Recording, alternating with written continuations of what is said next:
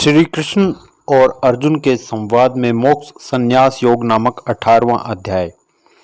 अर्जुन बोले, हे महाभावो, हे अंतर्यामिन, हे वासुदेव, मैं संन्यास और त्याग के तत्व को पृथक पृथक जानना चाहता हूँ। इस प्रकार अर्जुन के पूछने पर श्री कृष्ण भगवान बोले, हे अर्जुन, कितने ही पंडित जन तो काम्य कर्मों के त्याग को संन्यास जानते हैं और कितने ही विचार कुशल पुरुष सब कर्मों के फल के त्याग को त्याग कहते हैं, तथा कई एक विद्वान ऐसे कहते हैं कि कर्म सभी दोषयुक्त हैं, इसलिए त्यागने के योग्य हैं, और दूसरे विद्वान ऐसे कहते हैं कि यज्ञ, दान और तप रूप कर्म त्यागने योग्य नहीं हैं। परंतु हे अर्जुन, उस त्याग के विषय में तू मेरे निश्चय को सुन।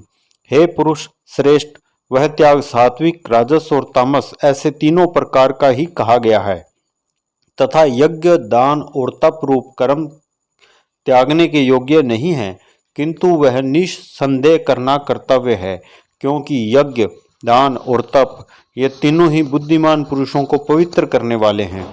इसलिए हे पार्थ, यह यज्ञ, दान और तप रूप कर्म तथा और भी संपूर्ण श्रेष्ठ कर्म आसक्ति को और फलों को त्याग कर अवश्य करने चाहिए, ऐसा मेरा निश्चय किया हुआ उत्तम मत है। और हे अर्जुन, नियत कर्म का त्याग करना योग्य नहीं है, इसलिए मोह से उसका त्याग करना तामस त्याग कहा गया है। यदि कोई मनुष्य जो कुछ कर्म है वह सब ही दुख रूप है ऐसे समझकर शारीरिक क्लेश के भय से कर्मों का त्याग कर दे, तो वह पुरुष उस राजस त्याग को करके भी त्याग के फल को प्राप्त नहीं होता है, अर्थात उसका यह त्याग करना व्यर्थ ही होता है। हे अर्जुन, करना कर्तव्य है ऐसे समझकर ही जो शास्त्र विधि से नियत किया हुआ कर्तव्य कर्म आसक्ति को और फल को त्याग कर किया जाता है, वह ही सात्विक त्याग माना गया है। अर्थात कर्तव्य कर्मों को स्वरूप से न त्याग कर उनमें जो आसक्ति और फल का त्यागना है, वही सात्विक त्याग माना गया है। हे अर्जुन, जो पुरुष अकल्याणकारक कर्म से तो द्वेष नहीं करता है और कल्याणकारक कर्म में आसक्त नहीं होता है, वह शुद्ध सत्व गुण से युक्त हुआ पुरुष संशय रहित ज्ञानवान और त्यागी है, क्योंकि देहधारी पुरुष के द्वारा संपूर्णता से सब कर्म त्यागे जाने को शक्य नहीं है। इससे जो पुरुष कर्मों के फल का त्यागी है वही त्यागी है ऐसे कहा जाता है। सकामी पुरुषों के कर्म का ही अच्छा, बुरा और मिला हुआ ऐसे तीन प्रकार का फल मरने के पश्चात भी होता है, और त्यागी पुरुषों के कर्मों का फल किसी काल में भी नहीं होता, क्योंकि उनके द्वारा होने वाले कर्म वास्तव में कर्म नहीं हैं।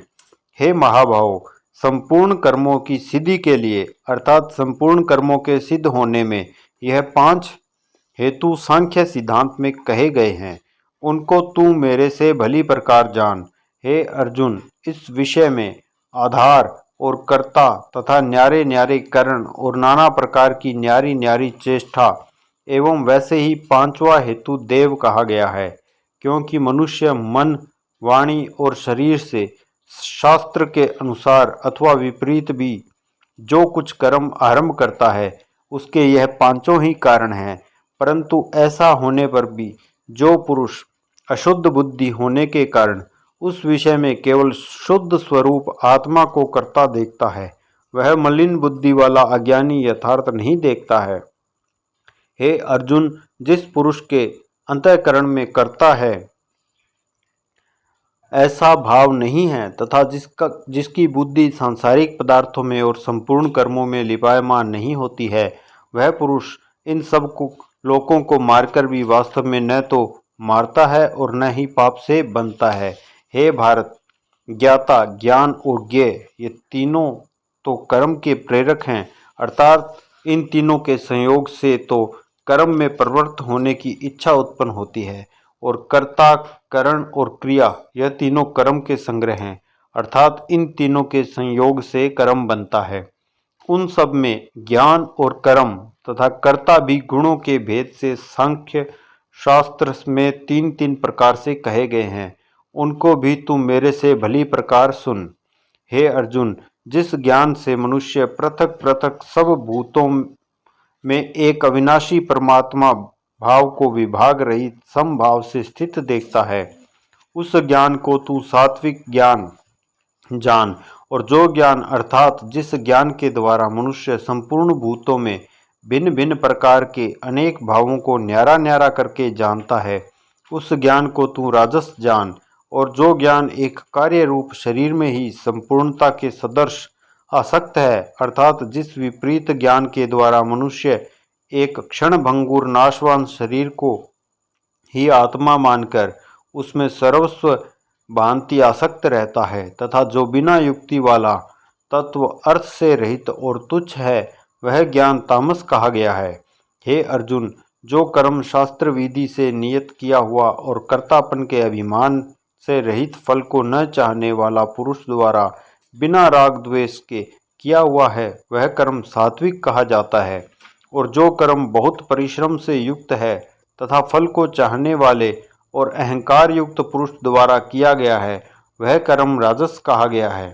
तथा जो कर्म परिणाम, हानि, हिंसा और सामर्थ्य को न विचार कर केवल अज्ञान से आरंभ किया जाता है, वह कर्म तामस कहा जाता है। हे अर्जुन, जो कर्ता आसक्ति से रहित और अहंकार के वचन न बोलने वाला, धैर्य और उत्साह से युक्त कार्य के सिद्ध होने और न होने में हर्ष, शोक आदि विकारों से रहित है, वह कर्ता तो सात्विक कहा जाता है। जो आसक्ति से युक्त कर्मों के फलों को चाहने वाला और लोभी है तथा दूसरों को कष्ट देने के स्वभाव वाला, अशुद्धाचारी और हर्ष शोक से लिपायमान है, वह कर्ता राजस कहा गया है।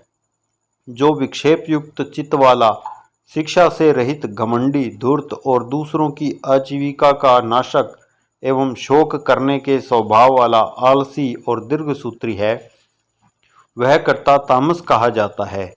हे अर्जुन, तू बुद्धि का धारण शक्ति का भी गुणों के कारण 3 प्रकार का भेद संपूर्णता से विभाग पूर्वक मेरे से कहा हुआ सुन। हे पार्थ, प्रवृत्ति मार्ग और निवृत्ति मार्ग को तथा कर्तव्य और अकर्तव्य को एवं भय और अभय को तथा बंधन और मोक्ष को जिस बुद्धि तत्व से जानती है, वह बुद्धि तो सात्विकी है। हे पार्थ, जिस बुद्धि के द्वारा मनुष्य धर्म और अधर्म को तथा कर्तव्य और अकर्तव्य को भी यथार्थ नहीं जानता है, वह बुद्धि राजसी है। और हे अर्जुन, जो तमोगुण से आवर्त हुई बुद्धि अधर्म को धर्म ऐसा मानती है तथा और भी संपूर्ण अर्थों को विपरीत ही मानती है, वह बुद्धि तामसी है। हे पार्थ, ध्यान योग के द्वारा जिस अव्याभिचारिणी धारणा से मनुष्य मन, प्राण और इंद्रियों की क्रियाओं को धारण करता है, वह धारणा तो सात्विकी है। और हे प्रथा पुत्र अर्जुन, फल की इच्छा वाला मनुष्य अति आसक्ति से जिस धारणा के द्वारा धर्म, अर्थ और कामों को धारण करता है, वह धारणा राजसी है। तथा हे पार्थ, दुष्ट बुद्धि वाला मनुष्य जिस धारणा के द्वारा निद्रा, भय, चिंता और दुख को और उन्मत्तता को भी नहीं छोड़ता है, अर्थात धारण किए रहता है, वह धारणा तामसी है। हे अर्जुन, अब सुख भी तू 3 प्रकार का मेरे से सुन। हे भरत श्रेष्ठ, जिस सुख में साधक पुरुष भजन, ध्यान और सेवा आदि के अभ्यास से रमण करता है और दुखों के अंत को प्राप्त होता है, वह सुख प्रथम साधन के आरंभ काल में यद्यपि विष के सदृश भासता है, परंतु परिणाम में अमृत के तुल्य है। इसलिए जो भगवत विषक बुद्धि के प्रसाद से उत्पन्न हुआ सुख है, वह सात्विक कहा गया है। जो सुख विषय और इंद्रियों के संयोग से होता है, वह यद्यपि भोग काल में अमृत के सदृश भासता है, परंतु परिणाम में वह विष के सदृश है, इसलिए वह सुख राजस कहा गया है। तथा जो सुख भोग काल में और परिणाम में भी आत्मा को मोहने वाला है, वह निद्रा, आलस्य और प्रमाद से उत्पन्न हुआ सुख तामस कहा गया है। और हे अर्जुन, पृथ्वी में या स्वर्ग में अथवा देवताओं में ऐसा कोई भी प्राणी नहीं है जो इन प्रकृति से उत्पन्न हुए तीनों गुणों से रहित हो, क्योंकि यावन मात्र सर्व जगत त्रिगुणमयी माया का ही विकार है। इसलिए हे परंतप, ब्राह्मण, क्षत्रिय और वैश्यों के तथा शूद्रों के भी कर्म स्वभाव से उत्पन्न हुए गुणों के करके विभक्त किए गए हैं, अर्थात पूर्व कर्त कर्मों के संस्कार रूप स्वभाव से उत्पन्न गुणों के अनुसार विभक्त किए गए हैं। उनमें अंतःकरण का निग्रह, इंद्रियों का दमन, बाहर भीतर की शुद्धि, धर्म के लिए कष्ट सहन करना और क्षमा भाव एवं मन, इंद्रियां और शरीर की सरलता, आस्तिक बुद्धि, शास्त्र विषयक ज्ञान और परमात्मा तत्व का अनुभव भी ये तो ब्राह्मण के स्वाभाविक कर्म हैं। शूरवीरता, तेज, धैर्य, चतुरता और युद्ध में भी न भागने वाले का स्वभाव एवं दान और स्वामी भाव अर्थात निस्वार्थ भाव में सबका हित सोचकर शास्त्राज्ञानुसार शासन द्वारा प्रेम के सहित पुत्र तुल्य प्रजा को पालन करने का भाव, ये सब क्षत्रिय के स्वाभाविक कर्म हैं। खेती, गोपालन और क्रय विक्रय, सत्य व्यवहार ये वैश्य के स्वाभाविक कर्म है और सब वर्णों की सेवा करना यह शूद्र का भी स्वाभाविक कर्म है। एवं इस अपने अपने स्वाभाविक कर्म में लगा हुआ मनुष्य भगवत प्राप्ति रूप परम सिद्धि को प्राप्त होता है। परंतु जिस प्रकार से अपने स्वाभाविक कर्म में लगा हुआ मनुष्य परम सिद्धि को प्राप्त होता है, उस विधि को तू मेरे से सुन। हे अर्जुन, जिस परमात्मा से सर्वभूतों की उत्पत्ति हुई है और जिससे यह सर्व जगत व्याप्त है, उस परमेश्वर को अपने स्वाभाविक कर्म द्वारा पूजकर मनुष्य परम सिद्धि को प्राप्त होता है। इसलिए अच्छी प्रकार आचरण किए हुए दूसरे के धर्म से गुण रहित भी अपना धर्म श्रेष्ठ है, क्योंकि स्वभाव से नियत किए हुए स्वधर्म रूप कर्म को करता हुआ मनुष्य पाप को नहीं प्राप्त होता है। अतएव हे कुंती पुत्र, दोष युक्त भी स्वाभाविक कर्म को नहीं त्यागना चाहिए, क्योंकि धुएं से अग्नि के सदृश सब ही कर्म किसी न किसी दोष से आवृत हैं। हे अर्जुन, सर्वत्र आसक्ति रहित बुद्धि वाला, स्पृह रहित और जीते हुए अंतःकरण वाला पुरुष सांख्य योग के द्वारा भी परम निष्कर्म्य सिद्धि को प्राप्त होता है, अर्थात क्रिया रहित शुद्ध सच्चिदानंदन घन परमात्मा की प्राप्ति रूप परम सिद्धि को प्राप्त होता है। इसलिए हे कुंती पुत्र, अंतःकरण की शुद्धि रूप सिद्धि को प्राप्त हुआ पुरुष जैसे सांख्य योग के द्वारा सच्चिदानंदन घन ब्रह्म को प्राप्त होता है, तथा जो तत्व ज्ञान की प्रानिष्ठा है उसको भी तू मेरे से संक्षेप से जान। हे अर्जुन, विशुद्ध बुद्धि से युक्त एकांत और शुद्ध देश का सेवन करने वाला, मिताहारी, जीते हुए मन, वाणी, शरीर वाला और दृढ़ वैराग्य को भली प्रकार प्राप्त हुआ पुरुष, निरंतर ध्यान योग के प्रायण हुआ, सात्विक धारणा से अंतःकरण को वश में करके तथा शब्दादिक विषयों को त्याग कर और राग द्वेषों को नष्ट करके तथा अहंकार, बल, घमंड, काम, क्रोध और संग्रह को त्याग कर ममता रहित और शांत अंतःकरण हुआ सच्चिदानंदन घन ब्रह्म में एक ही भाव होने के लिए योग्य होता है। फिर वह सच्चिदानंदन घन ब्रह्म में एक ही भाव से स्थित हुआ प्रसन्न चित्त वाला पुरुष न तो किसी वास्तु के लिए शोक करता है और न किसी की आकांक्षा ही करता है, एवं सब भूतों में समभाव हुआ मेरी पराभक्ति को प्राप्त होता है। उस पराभक्ति के द्वारा मेरे को तत्व से भली प्रकार जानता है कि मैं जो और जिस प्रभाव वाला हूँ, तथा उस भक्ति से मेरे को तत्व से जानकर तत्काल ही मेरे में प्रवेश हो जाता है, अर्थात अनन्य भाव से मेरे को प्राप्त हो जाता है। फिर उसकी दृष्टि में मुझ वासुदेव के सिवा और कुछ भी नहीं रहता है। मेरे प्राण हुआ निष्काम कर्म योगी तो संपूर्ण कर्मों को सदा करता हुआ भी मेरी कृपा से सनातन अविनाशी परम पद को प्राप्त हो जाता है। इसलिए हे अर्जुन, तू सब कर्मों को मन से मेरे में अर्पण करके मेरे प्राण हुआ समत्व बुद्धि रूप निष्काम कर्म योग का अवलंबन करके निरंतर मेरे में चित वाला हो। इस प्रकार तू मेरे में निरंतर मन वाला हुआ मेरी कृपा से जन्म मृत्यु आदि सब संकटों को अनायास ही तर जाएगा। और यदि अहंकार के कारण मेरे वचनों को नहीं सुनेगा तो नष्ट हो जाएगा, अर्थात परमार्थ को भ्रष्ट हो जाएगा। जो तू अहंकार को अवलंबन करके ऐसा मानता है कि मैं युद्ध नहीं करूंगा, तो यह तेरा निश्चय मिथ्या है, क्योंकि क्षत्रियपन का स्वभाव तेरे को जबरदस्ती युद्ध में लगा देगा। हे अर्जुन, जिस कर्म को तू मोह से नहीं करना चाहता है, उसको भी अपने पूर्वकृत स्वाभाविक कर्म से बंधा हुआ परवश होकर करेगा। क्योंकि हे अर्जुन, शरीर रूप यंत्र में आरूढ़ हुए संपूर्ण प्राणियों को अंतर्यामी परमेश्वर अपनी माया से उनके कर्मों के अनुसार भरमाता हुआ सब भूत प्राणियों के हृदय में स्थित है।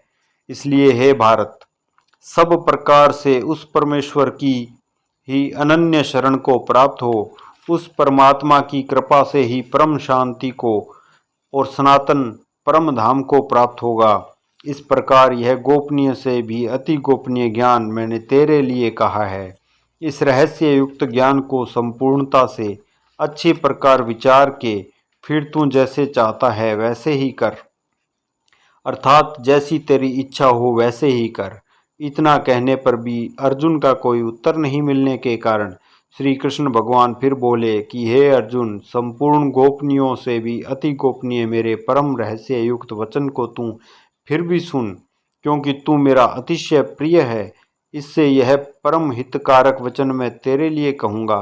हे अर्जुन, तू केवल मुझ सच्चिदानंदन घन वासुदेव परमात्मा में ही अनन्य प्रेम से नित्य निरंतर अचल मन वाला हो और मुझ परमेश्वर को ही अतिशय श्रद्धा भक्ति सहित निष्काम भाव से नाम गुण और प्रभाव के श्रवण कीर्तन मनन और पठन पाठन द्वारा निरंतर भजने वाला हो, तथा मेरा मन वाणी और शरीर के द्वारा सर्वस्व अर्पण करके अतिशय श्रद्धा भक्ति और प्रेम से विह्वलतापूर्ण पूजन करने वाला हो और मुझ सर्वशक्तिमान विभूति बल ऐश्वर्य माधुर्य गंभीरता उदारता वात्सल्य और सुहृदयता आदि गुणों से संपन्न सबके आश्रय रूप वासुदेव को विनय भावपूर्वक भक्ति सहित साष्टांग दंडवत प्रणाम कर।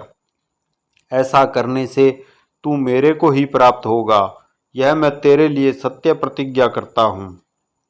क्योंकि तू मेरा अत्यंत प्रिय सखा है, इसलिए सर्वधर्मों का अर्थात संपूर्ण कर्मों के आश्रय को त्याग कर केवल एक मुझ सच्चिदानंदन घन वासुदेव परमात्मा की अनन्य शरण को प्राप्त हो।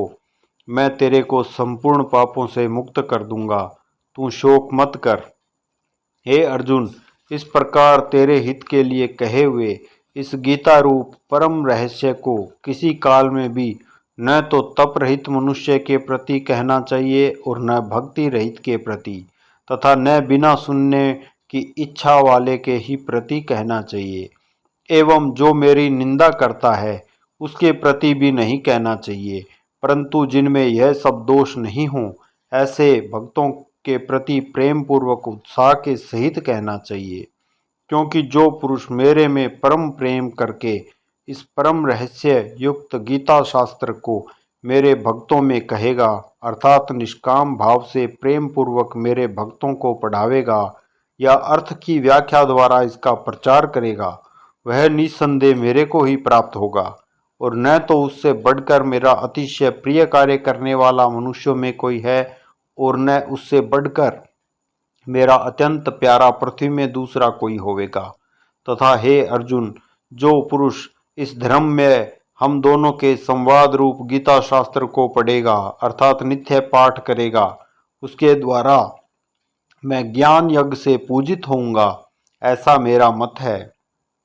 जो पुरुष श्रद्धा युक्त और दोष दृष्टि से रहित हुआ इस गीता शास्त्र का श्रवण मात्र भी करेगा, वह भी पापों से मुक्त हुआ तथा उत्तम कर्म करने वालों के श्रेष्ठ लोकों को प्राप्त होवेगा। इस प्रकार गीता का महात्म्य कहकर भगवान श्री कृष्णचंद्र आनंद कंद ने अर्जुन से पूछा, हे पार्थ, क्या यह मेरा वचन मैंने तेरे एकाग्र चित्त से स्मरण किया? और हे धनंजय, क्या तेरा अज्ञान से उत्पन्न हुआ मोह नष्ट हुआ? इस प्रकार भगवान के पूछने पर अर्जुन बोले, हे अच्युत, आपकी कृपा से मेरा मोह नष्ट हो गया है और मुझे स्मृति प्राप्त हुई है। इसलिए मैं संशय रहित हुआ स्थित हूँ और आपकी आज्ञा का पालन करूँगा। इसके उपरांत संजय बोले, हे राजन, इस प्रकार मैंने श्री वासुदेव के और महात्मा अर्जुन के इस अद्भुत रहस्य युक्त और रोमांचकारक संवाद को सुना। कैसे कि श्री व्यास जी की कृपा से दिव्य दृष्टि द्वारा मैंने इस परम रहस्य युक्त गोपनीय योग को साक्षात कहते हुए स्वयं योगेश्वर श्री कृष्ण भगवान से सुना है। इसलिए हे राजन, श्री कृष्ण भगवान और अर्जुन के इस रहस्य युक्त कल्याणकारक और अद्भुत संवाद को पुनः पुनः स्मरण करके मैं बारंबार हर्षित होता हूँ तथा हे राजन, श्री हरि के उस अति अद्भुत रूप को भी पुनः पुनः स्मरण करके मेरे चित्त में महान आश्चर्य होता है और मैं बारंबार हर्षित होता हूँ। हे राजन, विशेष क्या कहूँ, जहाँ योगेश्वर श्री कृष्ण भगवान हैं और जहाँ गांडीवधारी धनुषधारी अर्जुन हैं, वहीं पर श्री विजय विभूति और अचल नीति है, ऐसा मेरा मत है। इति श्रीमद्भगवत गीत रूपी उपनिषद एवं ब्रह्म विद्या तथा योग शास्त्र विषयक श्री कृष्ण और अर्जुन के संवाद में मोक्ष संन्यास योग नामक 18वां अध्याय।